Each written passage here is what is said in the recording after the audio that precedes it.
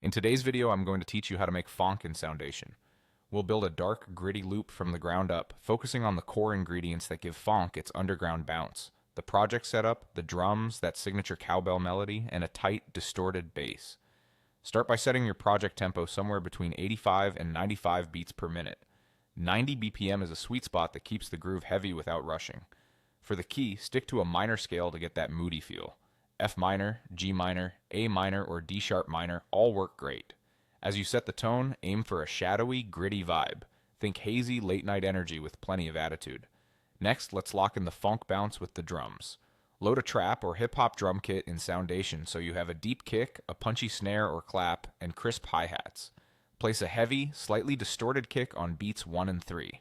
Put your snare or clap on beat 3 for a classic throwback feel. If you want a more modern flavor, use beats 2 and 4 instead. For hi-hats, try steady 8th notes for space, or 16th notes if you want more drive. Add a little swing in Soundation so the hats and claps lean behind the grid, and nudge a few hits slightly off-grid by a few milliseconds. That subtle imperfection is where the groove lives. You can also vary hat velocities a bit so they don't sound robotic. Now for the star of the show, the cowbell melody.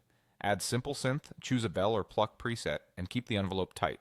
Short decay and essentially no release, so each hit snaps and gets out of the way.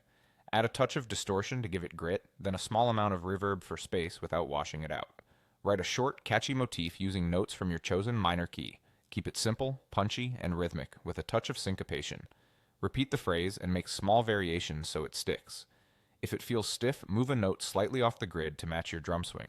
Finally, add the bass. Choose an 808 or a clean sub bass and follow the root notes of your cowbell melody.